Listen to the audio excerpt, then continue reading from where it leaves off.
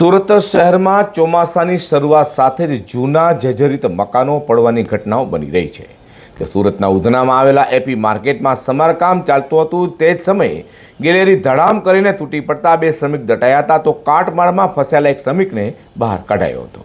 સુરતના ઉધના નવસારી રોડ પર આવેલા એપી માર્કેટમાં આજે બપોરે એક મોટી દુર્ઘટના સર્જાઈ હતી.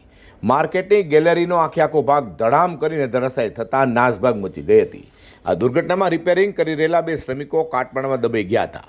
ફાયર વિભાગ અને પાલિકાના અધિકારીઓ તાત્કાલિક ઘટના સ્થળે પહોંચી જવા પામ્યા હતા અને બચાવ કામગીરી હાથ ધરી હતી. આ માર્કેટ જર્જરિત હાલતમાં હતું અને 2018માં સુરત મનપા દ્વારા તેની નોટિસ પણ અપાઈ હતી. માર્કેટના ઉપરના બે સ્લેબ ઉતારવા માટે 2 વખત નોટિસ આપવામાં આવી હોવા છતાં પણ આજે રિપેરિંગ કામ ચાલી રહ્યું હતું.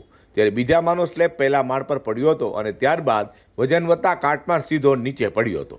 ઘટના બાદ તરત જ ફાયર વિભાગ અને પાલિકાની ટીમ ઘટના સ્થળે પહોંચી ગઈ હતી. કાટમાળમાં દબાયેલા શ્રમિકોને બચાવવા માટે રેસ્ક્યુ ઓપરેશન શરૂ કરવામાં આવ્યું હતું. બચાવ કામગીરીના હૃદયદ્રાવક દ્રશ્યો પણ સામે આવ્યા હતા.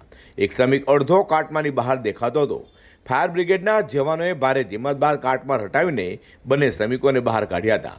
એક શ્રમિકને સામાન્ય ઈજા થવા પામી હતી, જ્યારે અન્ય શ્રમિકને ગંભીર ઈજા થતાં ઉધના પોલીસ પોતાના પીસીઆર વાનમાં તેને તાત્કાલિક સારવાર માટે હોસ્પિટલમાં લઈ જવા પામી હતી. જી, આ ઉધના વિસ્તારમાં એપી માર્કેટ છે.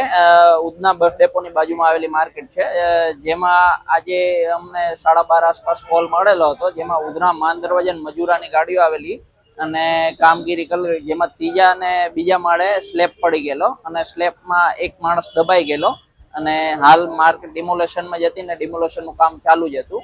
એસએમસીની નોટિસ આપેલી હતી અને અત્યારે માર્કેટ બંધ હતી. હા, એક વ્યક્તિ દબાયેલો હતો, જેને અમે કાફી જહેમત બાદ બહાર કાઢેલો અને અત્યારે સિવિલ હોસ્પિટલ મોકલેલો હતો. વધુમાં ઘટના બાદ ફાયર વિભાગ દ્વારા એપી માર્કેટને સીલ કરી દેવાય છે.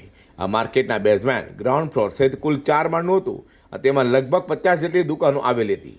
આ દુર્ઘટનાએ શહેરભરમાં ચકચાર જગાવી છે અને જર્જરિત ઇમારતોના રિપેરિંગ અને સુરક્ષાના મુદ્દા પર હાલ સવાલ ઊભા થવા પામ્યા.